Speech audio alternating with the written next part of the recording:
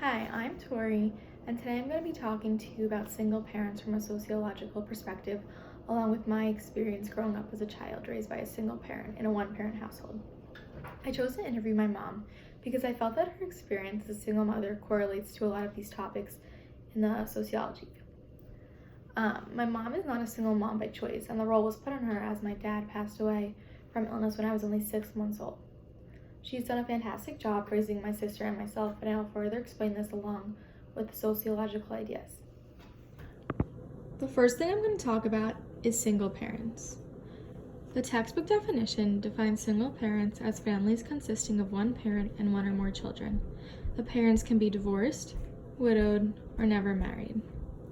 According to the U.S. Census Bureau in 2014, 27.5% of children under the age of 18 live in families headed by a single parent. Single parents face challenges when it comes to managing their child's/children's life. They need support from their social network and family to help them. An example of this is a social father. Jay Cody and Khalil define this as a male relative, family associate, or a mother's partner, who demonstrate parental behaviors like a father to a child.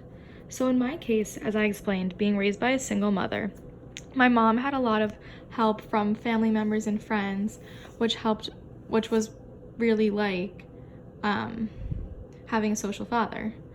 So the first picture to the left is a picture of me and my dad right after I was born, and unfortunately is the only picture that I have with him. The picture below is my sister and I attending the Girl Scout father-daughter event that was held every year in our town with one of our best friends' dad, and I'll zoom in to show you that. And the next picture is a picture of me and my uncle. My uncle Andy was always there for us and treated my sister and I like his own daughters. We've done so many activities with him, and he's really helped to shape us in raising us. Lastly, my grandpa, who is now deceased, always helped to raise us. Me and my sister spent almost every weekend at my grandparents' with my mom doing family activities. And above is a picture of the three of us today at my sister's graduation. Next, I'm going to talk about the sociological deficit approach.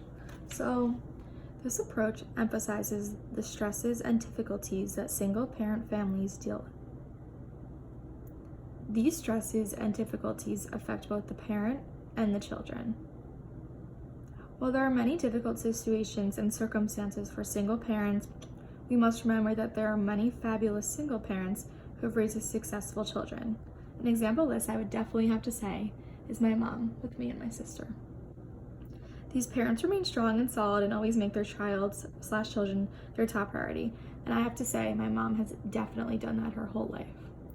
So single parent strengths are parenting skills, as they teach their children to be independent, personal growth, developing a positive attitude towards change, communication, which is key in any parent-child/children relationship to develop trust and honesty within it, family management, which is coordinating family, school, and work successfully, and financial support, which teaches us that it's important to be self-supporting and financially independent.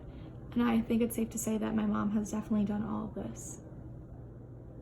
Next, I'm going to discuss private safety net. Private safety net can be defined as a social support from one's social network on which one can fall back on in times of need. The help can come from family members or friends. It can be financial support, assistance with housing, helping to care for the children on a daily basis, and other issues needing help when raising a child and/or children. Having the support leads to much more effective parenting. So growing up, I always had this private safety net, I think, because my mom is a working mother, so a lot of the time she wasn't always around to take care of us, and when she wasn't, we would have family members or friends always helping. As I said before, I spend a lot of time with my grandparents, cousins, aunts, uncles. They were always there helping to support my mom. And below,